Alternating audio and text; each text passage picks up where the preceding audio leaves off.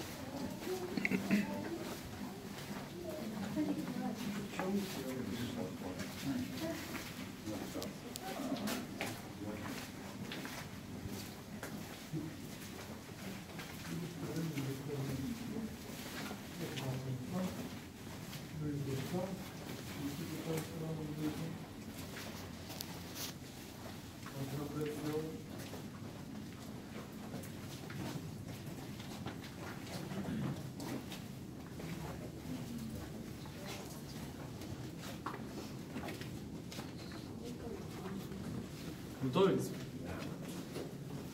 Първо здравейте на всички. Здравейте. Аз съм Емо и съм вашият екскурзовод. Добре дошли в пещерата Дяволското гърло. Заедно с Триградското ждрело оформят и 88-я национален туристически обект на България. Какво ви очаква да видите? Най-напред 150 метра изкуствено прокопан тунел, в момента се намираме в него, направен през 1970 до 1972 за 2 години почти изцяло ръчно.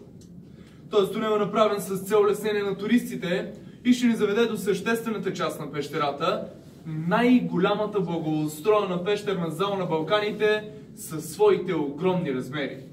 Според някои архитекти вътре в залата дори може да се побере и храм-паметникът Александър Невски. Ще минем през цялата пещерна зала, ще видите изображения по стените. Те са направени в съвремието преди около 20 години. Пещерата в миналото не е била обитавана от хората. Накрая на пещерната зала ви очаква едно малко препятствие от 288 стъпала. Равняват се на 20-етажен блок, но изкачването им, разбира се, не е задължително. Ако имате проблеми с кръвното, височините, сърцето, някакви други здравословни проблеми, или пък просто не ви се изкачват тези стъпала, спокойно може да се върнете и по обратния път, който ние сме нарекли алеята на пенсионера.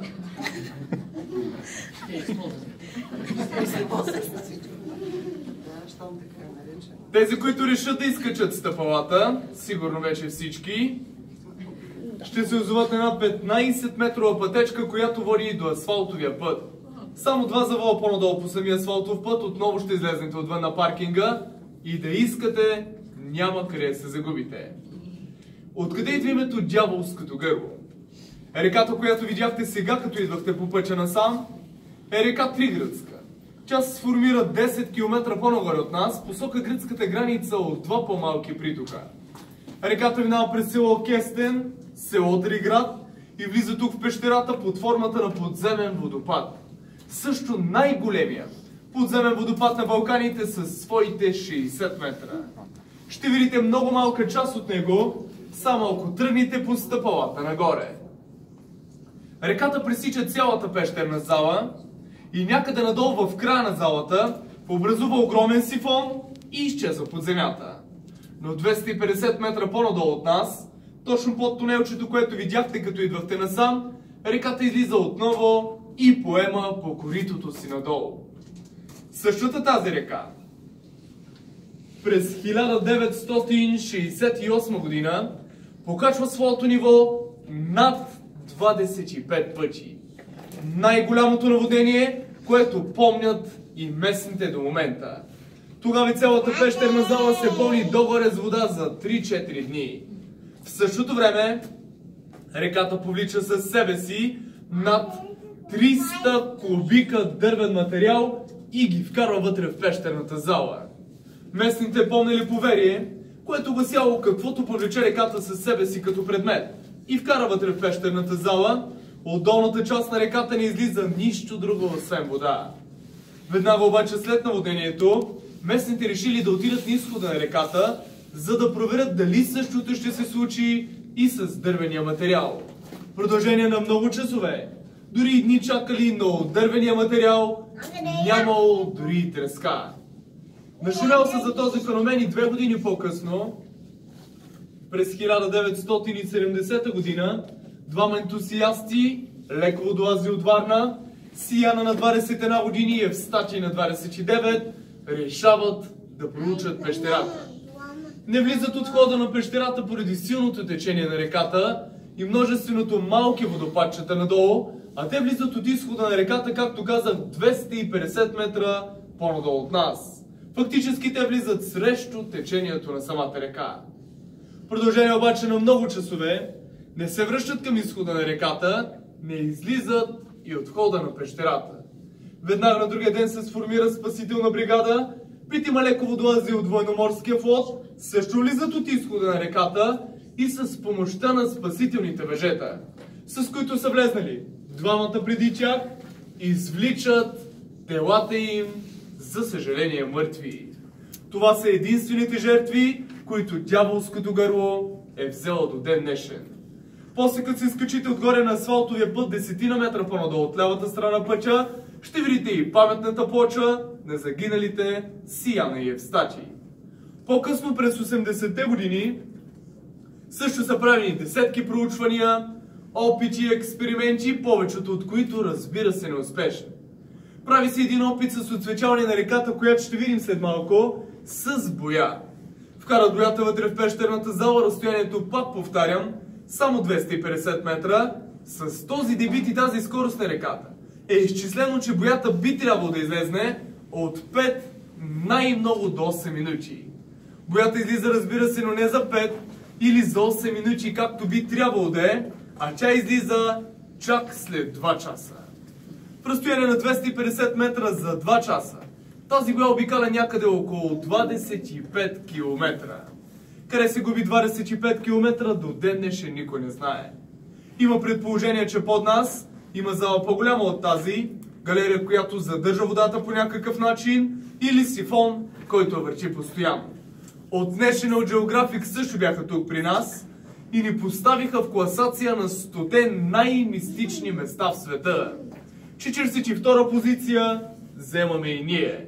Накратко, каквото и да попадне в реката, която ще видите след малко, от клечка кибрид до какъвто и да било по-голям предмет, до ден днешен от долната част на реката не излиза нищо друго, освен вода.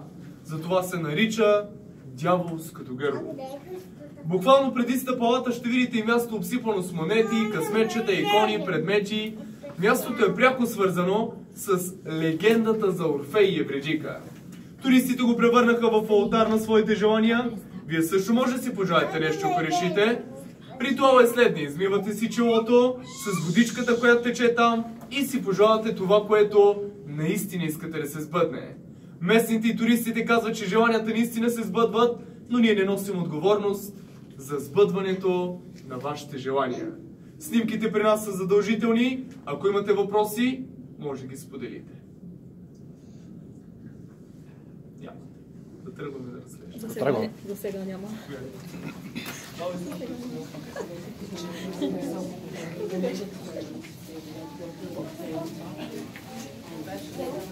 Podzemná reka Lieva. Za ten si druhý.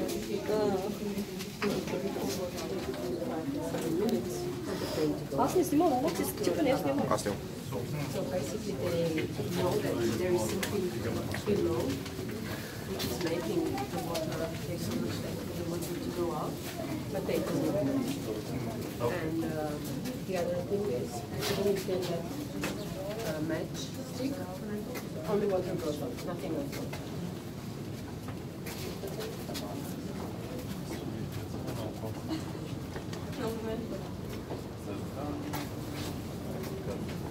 Like I said, the pictures are mandatory for this game.